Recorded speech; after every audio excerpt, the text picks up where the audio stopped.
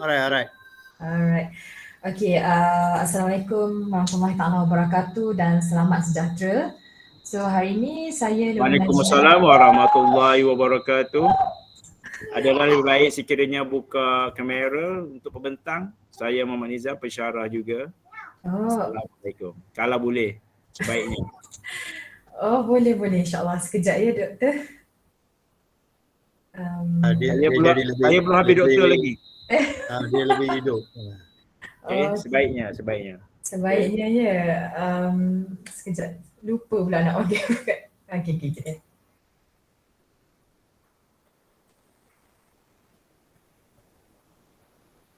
Okay, nampak kan muka saya kan?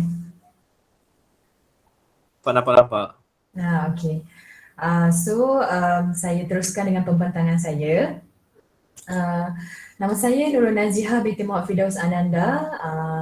Saya dibimbing oleh pensyarah saya Dr. Syamudan Belu Anak Lelaki Subramanian. Okey, baiklah. So hari ini saya akan bentangkan tentang refleksi pertengahan praktikum saya. Okey, dan saya mulakan dengan sedikit tentang sejarah sekolah saya lah. Okey, sekolah saya ialah SK Kampung Lindungan. Dia terletak di Bandar Sanwi. Siapa yang pernah datang Sanwi Piramid tu betul-betul depan tu saja. Nama sahaja Kampung Lindungan. Tapi dia letak di tengah-tengah bandar lah. Pengurus sekolah saya iaitu Puan Laila binti Jamaluddin selalu guru besar. Dia baru sahaja berpindah ke sekolah kami.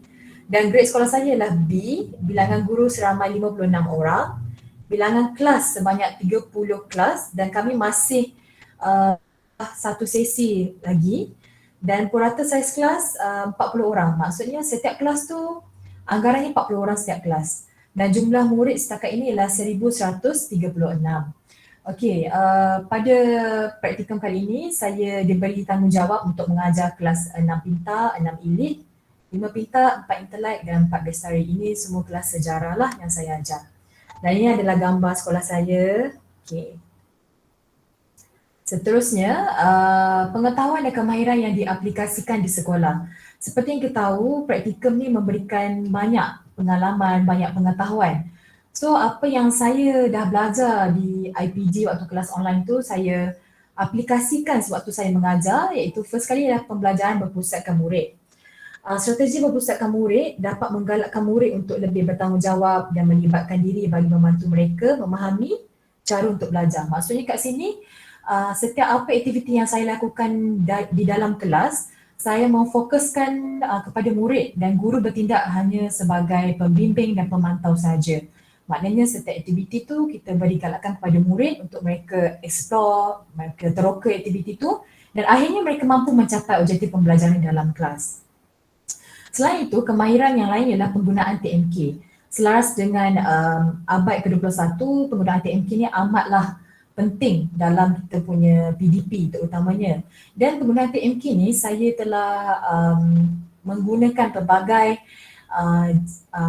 kit pembelajaran, saya menggunakan slide untuk saya mengajar dan apa yang saya telah belajar sewaktu kelas bersama dengan lecturer saya tu, saya gunakan teknik yang sama dalam kelas saya. Contohnya penggunaan AnyFlip, penggunaan MyLingla dan sebagainya lah. Okey, selain itu peneguhan. Sebelum ini saya tak tahu pun apa itu peneguhan, tapi selepas dah belajar, kita dah tahu dah peneguhan ni dia ada dua. Peneguhan negatif, peneguhan positif kan. Dan saya dapat menggalakkan dalam kalangan murid saya ni, saya menekankan peneguhan positif selalunya untuk memotivasikan mereka, menggalakkan mereka untuk lebih berusaha lagi. Selalunya kita kalau bagi latihan je, kalau murid dah siap, kita kena bagi something lah untuk mereka supaya mereka lagi rasa semangat untuk masuk ke kelas yang seterusnya. Okay. Dan tak dinafikan juga pengurusan bilik darjah ni amat penting. Okay. Pengurusan bilik darjah ni termasuklah kita kena peka. Sebagai guru ni, kita bukan sahaja peka kepada pencapaian murid, tapi pengurusan bilik darjah juga dari segi kehadiran murid, dari segi kita nak update sistem semua dan dia punya PBD semua, itu semua termasuk dalam pengurusan bilik darjah. Dan terakhirlah didik ibu. Okey, didik ibu ni memberikan satu kelainan dalam proses PDP kita di mana kita tidak tertumpu kepada satu metod sahaja ataupun satu cara sahaja. Didik ibu ni kita boleh buat lakonan, nyanyian, dan penggunaan muzik semua kan. Dan ini didik ibu ni sangatlah bagus terutamanya bagi subjek sejarah di mana murid kata bosan cikgu subjek sejarah ni, so didik ibu ni amat penting lah kita boleh gunakan untuk menjadikan PDP kita tu lebih menarik. Okey, baiklah, ini gambar saya kongsikan sedikit sepanjang saya berkhidmat ataupun sepanjang saya menjalani praktikum lah. Ada saya menguruskan kemerdekaan, suasana saya dalam kelas, kita buat aktiviti bersama. Okey. Seterusnya, pengetahuan dan kemahiran baharu yang diperolehi. First kali dari segi interaksi atau komunikasi. Okey, pengetahuan kemahiran baru ni bermaksud apa yang bila saya dah bekerja kat sana, saya dah tahu. Maknanya interaksi dan komunikasi tu amat penting. Kerana guru ni, pelanggan dia bukan sahaja murid. Pelanggan dia ibu bapa, pelanggan dia ialah pentadbir serta rakan sekerja dia. So di sini kita dapat belajar bagaimana kita nak communicate dengan orang supaya kita, di samping kita memberikan pendapat, kita kena jaga profesionalism kita juga kan. Inilah salah satu kemahiran yang barulah saya belajar. Yang kedua ialah menguruskan program sekolah dan panitia sejarah. Dan sepanjang saya berkhidmat, walaupun sebagai guru interim, saya diberikan tanggungjawab untuk menjadi ketua panitia dan saya rasa sangat bangga kerana ini merupakan satu pengalaman yang baru buat saya. Saya didedahkan dengan pelbagai program, dengan kita dapat mengenali orang-orang di PPD, JPN dan sebagainya lah. So dekat situ saya boleh create satu program yang lebih menarik, saya boleh dapatkan sponsor-sponsor dan saya boleh dapatkan idea-idea yang lebih bernas lah kita nak buat program kan. Okey, yang ketiga lah menguruskan program co-curriculum dan aktiviti. Kemahiran ini contohnya dari segi co-curriculum di mana kami ialah guru yang posting di kala pandemik. Maksudnya, so aktiviti koko pun semua dah berubah. Kena buat dalam kelas secara online. So macam mana aktiviti koko ni yang dalam kelas ni kita nak jadikan dia lebih menarik. Kat situlah kami belajar ataupun saya didedahkan lah dengan ilmu-ilmu macam ni. Macam mana kita nak buat aktiviti persatuan, aktiviti klub dan sebagainya lah. Dan tidak dilupakan juga ialah SPBT. Buku teks tu pun salah satu buku yang maksudnya salah satu instrumen yang perlu ada kepada setiap murid kan. Dan saya belajar untuk menguruskan SPBT juga dan dia mendedahkan juga kepada saya sebenarnya menjadi guru SPBT pun susah juga sebenarnya. Okey, yang keempat ialah pengajaran norma baru. Okey, pengajaran norma baru ni iaitu saya terutamanya guru-guru yang lain pun dapat rasa juga yang kami berpeluang untuk merasai belajar secara online dan belajar secara bersemuka. So kita dapat tengoklah cabaran-cabaran dia, bila jadi macam ni apa kita nak buat. Bila ada masalah macam ni kita nak atasinya kan. Itu salah satu kemahiran yang saya peroleh lah terutamanya di kala PDPR. Banyak sangat masalah yang timbul dan alhamdulillah semuanya berjaya diatasi dengan baik. Dan yang kelima ialah kawalan kelas serta dilantik sebagai guru kelas. Okey, kawalan kelas ni sangat penting kerana bagaimana seorang guru itu menunjukkan cara dia mentadbir kelas dia dari segi keceriaan kelas, dari segi suasana kelas itu kondusif ataupun tidak, dari segi kawalan bising ataupun tak. Kerana murid ni kita tak boleh layan dia seperti kita duk marah dia saja pun tak boleh kan. Kita kena, kadang-kadang kita boleh layan dia sebagai seorang anak. Kadang-kadang kita kena faham dia sebagai seorang anak muda yang sedang membesar. Contohnya murid tahun 6 lah, dia sedang membesar kan. So kita kena faham emosi dia macam mana. So dekat situ saya boleh faham, rupanya emosi murid pada hari ini berbeza dengan emosi murid masa kita dahulu jadi murid kan. Terutamanya mereka ialah murid yang terjejas di kala pandemik. Macam mana mereka nak cepat capai objektif mereka dalam kelas dan sebagainya lah. Okey, yang terakhirlah aplikasi lembaran kerja norma baru. Okey, ini biasanya kita dapat tengok yang kalau murid tu tak datang sekolah, kita kena sediakan modul. Kalau murid tu boleh join kelas online, kita kena sediakan pelbagai jenis quiz online, contohnya seperti Kahoot, Quizizz, online quiz dan sebagainya. Okey, baiklah, ini adalah bahagian ilmu binaan dan inovasi. Okey, ini salah satu pencapaian saya yang saya rasa saya nak kongsikan dengan semua. Saya berjaya collaborate dengan panitia sejarah serta panitia bahasa Inggeris bersama pihak Prudential iaitu mengajar sejarah dan bahasa Inggeris. Maksudnya kami diberi peluang untuk bergabung dengan badan NGO ini serta beberapa sekolah di kawasan Petani Perdana untuk buat program kami mendedahkan ilmu sejarah kemerdekaan itu dalam bahasa Inggeris. Ini salah satu saya rasa inovasi saya lah bersama rakan-rakan yang lain. Seterusnya ialah penggunaan nota digital melalui penggunaan MyLingla dan AnyFlip sewaktu PDPR. Apa yang saya dah belajar sewaktu bersama pensyarah saya gunakan dan saya buatkan kit pembelajaran supaya mudah untuk anak murid saya akses walau di mana mereka berada, di dalam kereta ke, dekat mall ke. So bila saya hantar je mereka boleh tengok dan boleh tengok pada bila-bila masa. Okey, seterusnya ialah pemanfaatan digital bagi meningkatkan kemahiran murid selaras PAK 21. Okey, biasanya kita kalau dengan pertandingan kemerdekaan je kita selalu dengar poster mewarna. Biasa macam itulah kuis. So apa yang kami buat ialah kami memanfaatkan digital di mana kami mendedahkan murid dengan kemahiran untuk mencipta video. Kami buat murid untuk dedahkan dengan pelbagai aplikasi-aplikasi, cara-cara nak edit video kerana ini penting terutama bagi murid tahun 6. Ini merupakan persediaan mereka untuk melangkah ke sekolah menengah. Jadi kami kena terapkan kemahiran-kemahiran seperti ini supaya mereka dapat teroka ilmu yang baru selaras dengan PAK 21. Seterusnya ialah penggunaan traffic light untuk kawalan kelas dan bertujuan menarik perhatian murid.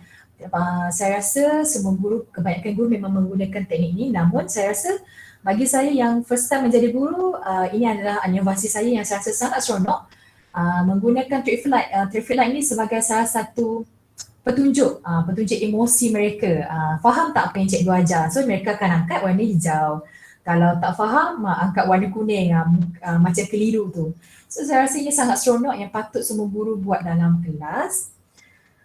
Dan seterusnya saya berjaya mewujudkan galeri sejarah di sekolah saya. Ia masih di tahap permulaan. Kami masih cuba untuk mempertingkatkan lagi ataupun menambah baikkan lagi galeri sejarah kami sebab masih baru lagi. Kami pun sedang mencuba untuk mencari lebih banyak hasil-hasil sejarah untuk diletakkan di galeri sejarah inilah. So galeri sejarah ini kami tempatkan di dalam perpustakaan supaya mudah untuk murid datang untuk melihat koleksi-koleksi yang ada di dalam galeri sejarah. Okey, baiklah, kita pergi ke masalah dan cabaran. Tidak dinafikan juga salah satu masalah sepanjang saya menjadi praktikum ini ialah kehadiran murid yang tidak memberangsangkan. Terutamanya pada sebelum cuti hari itu, ramai murid darjah 6 yang dah tak nak datang sekolah dengan alasan mereka tak perlu datang sekolah lagi. Namun masalah ini dapat diatasi dengan kami membuat Google Meet gabungan bersama Persatuan Ibu Bapa dan Guru bersama dengan ibu bapa mereka tahun 6 ni agar mereka tidak memandang enteng tentang kehadiran murid ke sekolah.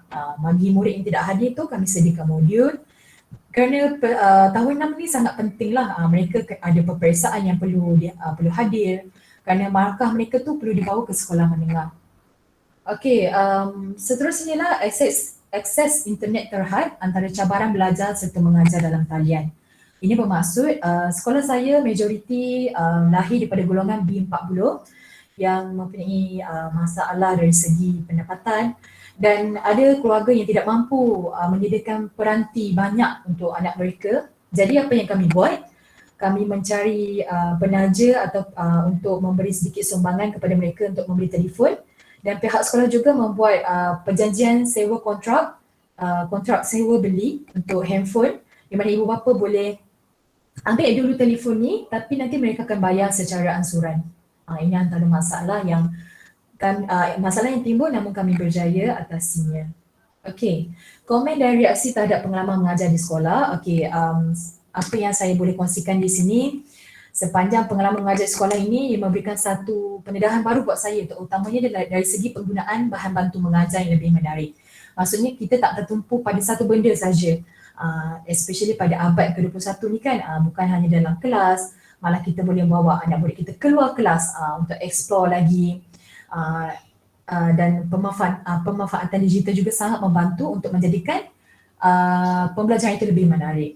Okey, seterusnya adalah sistem ganjaran yang berkesan. Okey, saya lebih menghargai anak murid saya walaupun mereka menunjukkan sedikit pencapaian pun, tapi saya dah sangat bangga dah.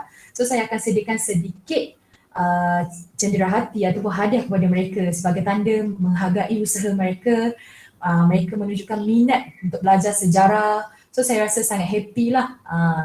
Okey, dan seterusnya lah sokongan dari pihak pentadbir dan guru. Menjadi seorang guru interim ni tidak nafikan agak tertekan kerana kami perlu bijak menguruskan masa kan, dan apabila saya mendapat sokongan dari pihak pentadbir dan guru, ini memberikan satu semangat yang baiklah buat kami. Okey, dan terakhir sekali lah rumusan. Sepanjang menjalani praktikum, banyak pengalaman, pengetahuan dan pendedahan yang berguna telah saya perolehi. Segala pendedahan yang diperolehi telah menyedarkan diri saya dalam meningkatkan keyakinan diri bagi menghadapi kehidupan sebagai seorang guru yang kian mencabar sekarang. Praktika adalah pelengkap pada ilmu atau teori yang dipelajari. Ini jelas dengan konsep ilmu dan amal, di mana ilmu yang dipelajari tanpa mengamalkannya akan hilang dan tidak akan memberi apa-apa kesan. Begitulah jika kita beramal tanpa ilmu, sudah tentu akan wujud masalah dari segi pegangan dan pendirian yang sentiasa berubah-ubah. So itu sahaja dari saya. Sekian, terima kasih. Saya open untuk sesi soal jawab. Ada soalan ke? Assalamualaikum dan selamat petang Cikgu Najihah. Saya ada satu soalan. Okay. Saya ada nampak yang kawalan kelas. Saya ada satu soalan mengenai kawalan kelas. Contoh, jika Cikgu Najihah diberi mengajar kelas yang mempunyai murid yang nakal kan? Kita mengajar mengikut RPH yang kita buat. Okey, ini murid nakal. Cikgu Najihah merancang untuk mengajar menggunakan RPH, tapi murid nakal. So apa tindakan yang Cikgu Najihah nak buat? Dia dah macam mengganggu RPH yang untuk pelaksanaan Cikgu Najihah dalam kelas tu. Ada plan tak? Plan macam mana nak kawal budak macam ni? Okey, terima kasih pada Cikgu Fadil. Okey, soalan Cikgu Fadil ni sangat menarik sebab kebanyakan memang saya mengajar kelas belakang pun, sebenarnya pengalaman saya memang penyediaan RPH tu memang penting untuk seorang guru sebenarnya kan. Tapi kita kena kenal sebelum waktu kita menyediakan RPH, kita tahu kelas mana yang kita nak ajar. So maksudnya kalau kita tahu kelas tu ialah kelas belakang, maksudnya kita dah tahu dah apa kita punya perancangan, aktiviti apa yang sesuai. Sebab murid nakal ni sepanjang saya mengajar, murid nakal dan murid berkeperluan khas ni sebenarnya mereka nak perhatian. So bagi saya, sepanjang saya mengajar tu, aktiviti yang saya cipta ataupun aktiviti yang saya nak laksanakan tu, saya pastikan ia bersesuaian dengan tahap keupayaan anak murid saya. Supaya contohnya macam quizzes dari untuk kelas murid pertama dengan murid belakang, dia berbeza kan. Maksudnya murid depan mungkin soalannya tu kita boleh bagi banyak sikit dan dia boleh jawab dengan lebih pantas. Tapi murid belakang kita kena bagi sedikit je, tapi walaupun sedikit ia cukup bermakna untuk mereka. Ia jelas untuk mereka dan ia mampu mencapai apa yang saya nak pada hari itu. So saya rasa harap menjawablah soalan apa yang dikemukakan Cikgu Fadil. Okay, terima kasih. Sama. Soalan lain ada? Ataupun Dr. Syed? Assalamualaikum. Ya, Cikgu Aisyah. Ni nak tanya jawab, ada tak pengalaman anak murid mengamuk dalam kelas? Pengalaman anak murid mengamuk. Saya rasa itu memang cabaran kita sebagai seorang cikgu kan. Memang saya pun ada. Murid saya tu dia mild autism lah.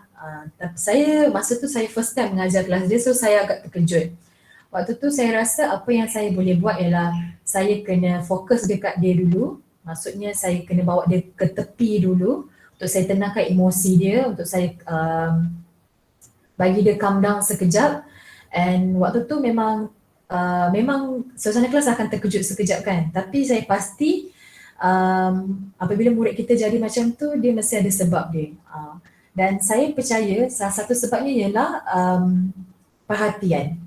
Sebab saya akan letakkan anak murid saya yang mild autism ni, berkeperluan khas ni, saya akan letakkan di hadapan saya, betul-betul dekat hadapan saya. Supaya senang untuk saya dekat dengan dia satu, and mudah saya untuk pantau dia. Sebab salah satunya ialah cara kita, guru ni cara kita comfortkan dia. Sebab saya selalu cakap anak murid saya, anggaplah saya ibu awak yang kedua. Sebab saya rasa itu je salah satu cara untuk bina satu hubungan. Untuk bagi dia sayang dekat saya, yakin dengan saya. So bila saya dah buat macam tu, alhamdulillah lah setiap kelas tu dia memang nak kelas saya je. Maksudnya dia memang asal kelas saya tu dia fokus lah. So Alhamdulillah lah benda tu berkesan. Tips dia kat sini kita kena curate satu hubungan dengan dia.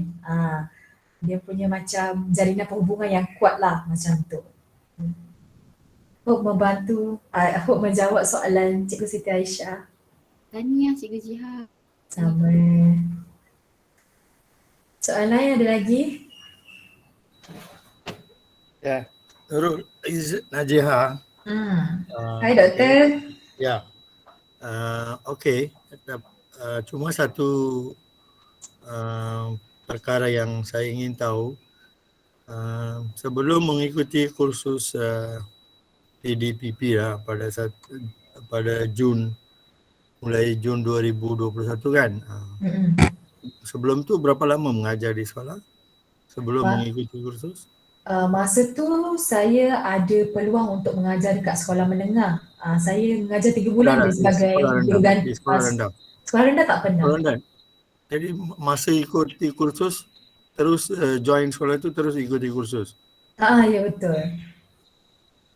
Bulan berapa masuk sekolah tu? Saya bulan 6. Bulan 6 sampai bulan 9. Dan terus apa? Lepas tu interim buka, saya terus apply. Dan terus dapat join kursus lah kan? Betul. Okay, apakah kursus selama 2 semester belajar pelbagai paper kan di IPG? Apakah ilmu pengetahuan atau kemahiran yang spesifik lah yang Najiha dapat yang sebelum itu rasanya mungkin tak sedar atau tak perasan, oh ini benda-benda yang perlu ditekankan di aplikasi, inilah kemahiran yang perlu dihayati, dimiliki dalam PDP ya, melaksanakan PDP. Ada anything yang spesifik? Okay. Selepas apa maksudnya kesan daripada mengikuti kursus selama 2 semester itu. Okey. Ada. Tak dinafikan memang banyak sangat, terlalu banyak. Terutamanya dari segi pedagogi. Okey, saya tak pernah dengar pun pedagogi ni apa. First time daftar subjek pedagogi pun saya dah pelik. Apa pedagogi ni kan? So bila saya dah belajar, oh rupanya ia kemahiran-kemahiran yang perlu ada setiap guru. Terutamanya dia kena tahu metod dia nak mengajar, penyediaan rancangan RPH dia. Dan saya rasa benda tu mendedahkan ilmu lah kepada kami supaya ia juga membuka mata saya yang sebenarnya guru ni kena cakna. Maksudnya setiap apa yang kita nak ajar tu kita kena kenal pasti keupayaan anak murid kita. Sebab tu walaupun kita mengajar tahun yang sama tapi kelas yang berbeza, so aktiviti pun berbeza sebabnya diorang punya keupayaan tu berbeza. So kat situ saya belajar lah terutamanya teori-teori pembelajaran seperti behaviorism. Lepas tu teori tu mendedahkan kepada saya sebenarnya ada pelbagai cara untuk kita menggunakan teori ni dalam kelas. Maksudnya ada murid dia cepat faham tapi dia tak pandai berkomunikasi. Ada murid dia suka cakap tapi dia tak tahu pun apa yang dia nak. So kat situ kita nampak lah dengan adanya kelas yang kami belajar sepanjang 2 semester tu, dia sedikit sebanyak membantu untuk kami menjadi guru yang lebih bersedia untuk menghadapi apa juga keadaan yang kami perlu lalui setiap hari. Sebab murid ni kan hari-hari ada je cerita dia, hari-hari dia berbeza. Hari ni perangai dia macam ni, esok perangai dia lain. Walaupun kita dah standby apa pun, ada je kejutan kan. So bagi saya banyak sangat ilmu lah. Pedagogi juga, seni dalam pengajaran tu pun penting sebab pelbagai cara kita boleh belajar and especially teknologi juga. So benda tu mendedahkan kepada guru ni untuk mempelbagaikan PDP dia. And lagi satu, bukan sahaja guru ni fokus kepada mengajar tapi kepada murid dia. Maksudnya keperluan murid tu sendiri dari segi emosi, jasmani, intelek dan rohani. Saya harap menjawab soalan Dr. Shan. Okay. Tahniah Najiha atas pembentangan tadi. Okay. Thank you Doktor. Alright. Yang lain ada soalan ke? Mana Encik Nizam tadi? Oh, tak ada kot. Okey, kalau tak ada soalan dari semua, saya ucapkan terima kasih kepada yang sudi mendengar dan saya persilakan pembentang yang seterusnya. Terima kasih.